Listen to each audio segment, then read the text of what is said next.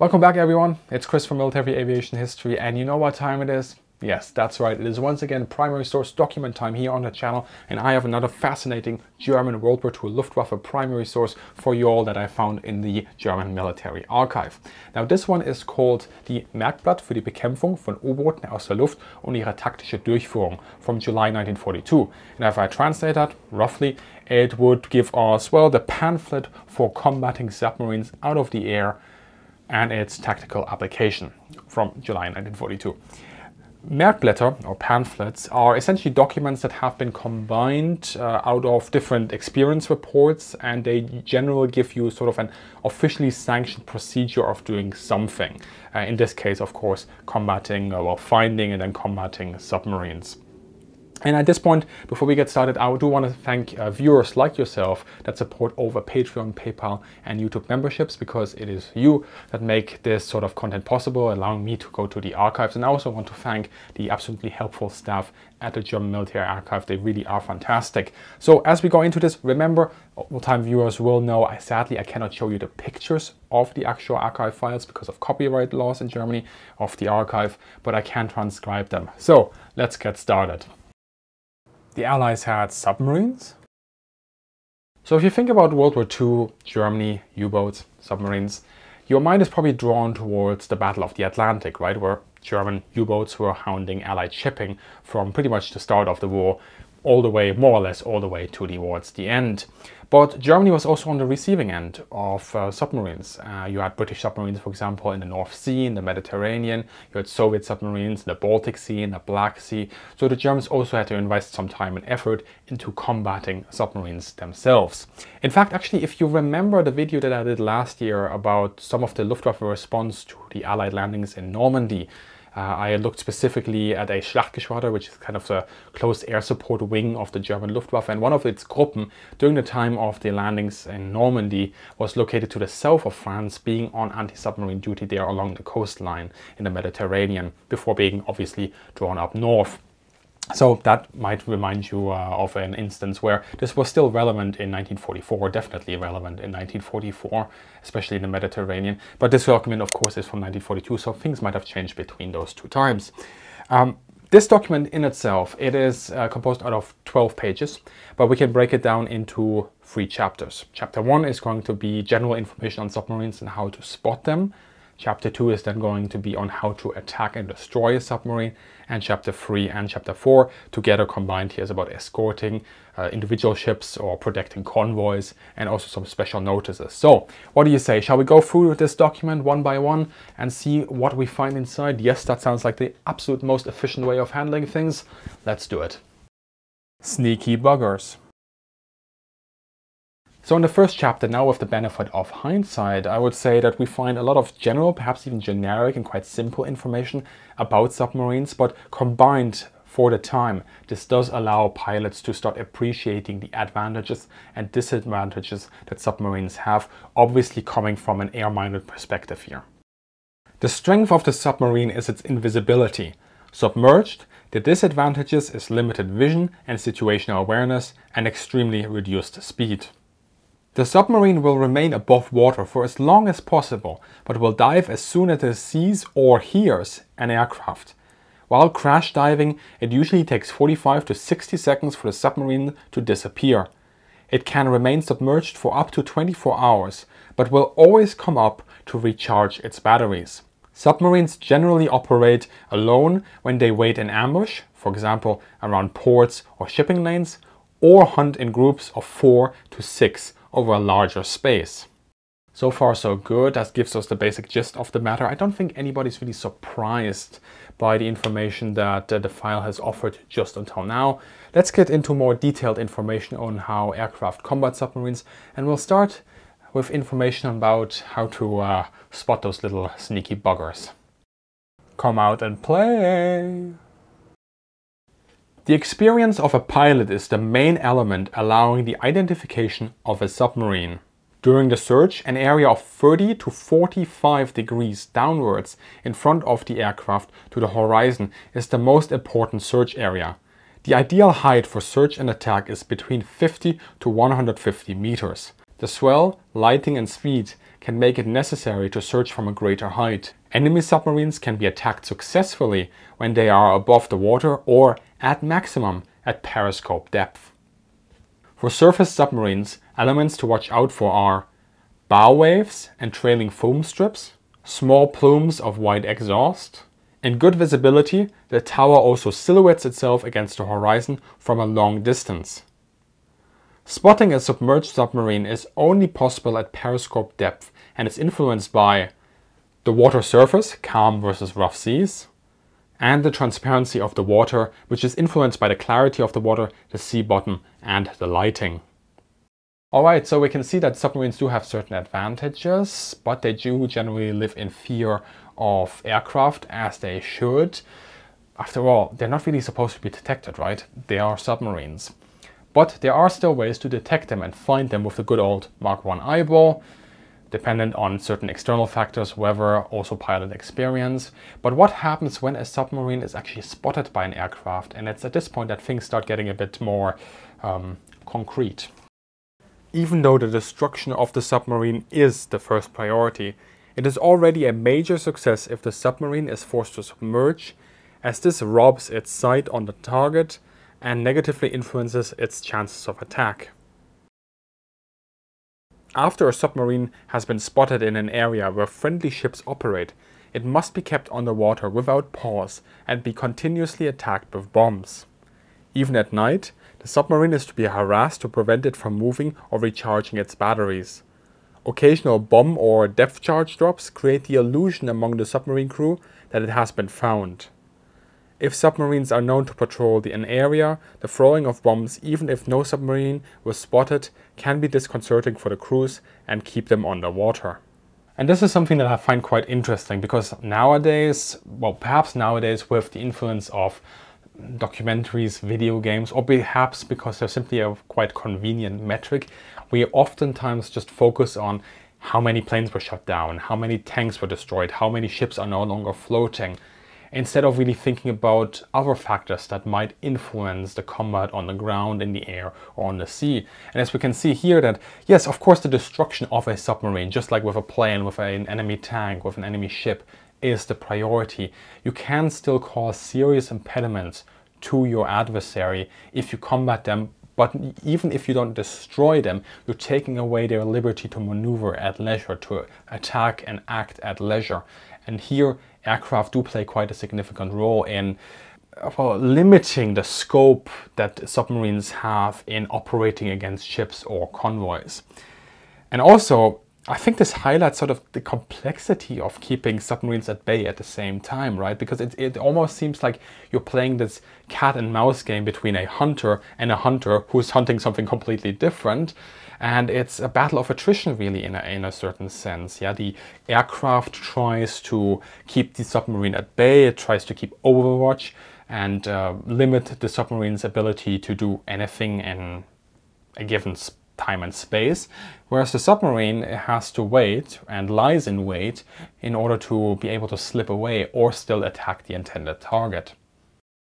Strike fast, strike hard. So now we have basic information about submarines, and we have basic information on how to spot them. What's going to be the next on the list? Yes, that's right. How to attack them. So what do you do once you spot a submarine? Are you just going to go in guns blazing, or do you linger around, wait and see what? No, of course you're going to go in guns blazing. Am I right? Yes, you are going to be doing that. But before you do so, remember one very important thing. Only in submarine hunting areas may every submarine be attacked without delay. This notice is most likely to prevent friendly fire. An attack must have the element of surprise, so that a submarine can be attacked with guns and bombs before it dives. It is improbable that the submarine will defend itself. Only if a submarine can't dive will it defend itself at all costs. At this point, pilots should take their time and attack from the best attack angle. When attacking a surface submarine, it has to be engaged as soon as possible with fixed weapons, preferably with armor-piercing high explosive ammunition to damage the guns, the tower, the hull, and the dive tanks. If the submarine managed to dive away, the location is to be marked with a buoy or paint. The area should also then be patrolled with a 1000 meter radius. Oil slicks and air bubbles alone do not guarantee the destruction of a submarine. The enemy can fake their own destruction by sending up oil. Confirmation of a destruction is only possible if debris can be spotted. Damaged submarines can trail oil. During an attack, bombs need to be dropped in front of the visible oil trail. The aerial bomb is temporarily preferable to the aerial depth charge because A. Aircraft can load up a lot more bombs, B. Other targets can be engaged with bombs, and C. No modifications to the aircraft are necessary.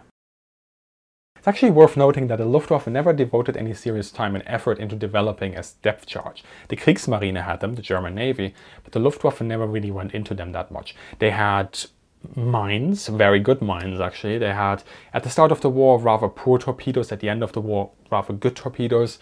They had glided guide bombs, but yeah, they never really seriously went into depth charges. They did have this one idea of where they're just taking a standard bomb, and once it is submerged and resting on the bottom of a river, not an ocean, of a river, then a balloon of air would be erupting from it and it would be allowed to drift for a certain time before it explodes. And this was a German idea for destroying dams, mainly in Great Britain, but that never materialized. So yeah, that's an interesting side point, I think, and maybe also gives you an idea about how important anti-submarine warfare was to the Germans throughout the war. Although, of course, there is that spike of interest in this sort of stuff, I think, in the Mediterranean mid-war period, 1943, when Allied submarines are taking, also Allied planes, of course, but Allied submarines as well, are inflicting quite a toll on Italian and German shipping towards North Africa. Escort and protect. So now that we know how aircraft interact with submarines, let's have a closer look at how aircraft were supposed, in the Luftwaffe's mind in 1942, supposed to protect shipping, individual ships or convoys of ships. And I'll go through this from, I think we'll start from the point of making contact with the ships that you're escorting to the actual patterns that were flown in order to protect them from submarines. The primary task of aircraft when escorting ships are prevent submarines to acquire a good attack position and to hinder them during their attack, give a timely warning of enemy submarines to enable the convoy to take appropriate defensive measures, combat enemy submarines. This requires tight coordination between Kriegsmarine and Luftwaffe. Protection is given always within visual range, generally up to 10 kilometers. When approaching a convoy, signal flares are to be fired outside of the AA bubble. Then, planes are to approach the convoy from behind at a height of 200 to 300 meters, turning sharply to show their identification markings. Unless otherwise agreed, aircraft maintain overwatch over a spotted submarine until the Navy comes in to relieve them. If it is not possible, the aircraft maintains the position until the submarine is beyond 3000 meters aft of the convoy. When sighting an enemy submarine or torpedo trail, an imminent threat is to be signaled with agreed upon signals. Diving on the torpedo trail and firing at it also allows its identification. Now let's look at some of the patterns, the search patterns that the Germans are drawing up in their textbook examples here in 1942. Remember, this is textbook stuff. Operationally, things are always a little bit different, but it's supposed to give you an idea of what the search patterns should be and where the aircraft should be flying when escorting a convoy or individual ships. If a ship is given a single escorting aircraft, this plane secures the whole convoy in an area of up to 30 degrees aft of the ship. The patterns it flies as a series of search patterns within an area up to 10 kilometers from the ship. It is this area that would provide a submarine with the best attack angles. If more than a single plane are available, say 2, then the search area is divided between both. In this example, we have 2 planes with a convoy that has its own escorts. It seems that this time the area aft of the convoy is also covered, but less so than the front. It is important to note that the space between the ships is considered off limits to the planes. In the next example, we have 3 planes, but no escorting ships. The third plane flies a search pattern roughly 20% to either side of the traveling direction, with a series of long search stretches and quick zigzags. A very large convoy with escorts can be accompanied by up to 4 machines. In this case, the planes divide their search between an inner and an outer sphere. I think that gives us a good idea of how the Luftwaffe anticipated to operate against submarines in 1942, and I do think we see quite a few parallels with other nations, right? Of course, because this issue is not that big of a deal for the Germans, anti-submarine warfare, I mean, of course the British and the Americans and other nations are going to have different equipment, different techniques developed throughout the war, which are probably more sophisticated than what we're seeing right now. But we are seeing a couple of parallels, and hey, if you ever find yourself escorting a couple of ships, now you know what to do. And please do tell me what you thought about this episode, what you thought about the information that I've given you here from this German primary source.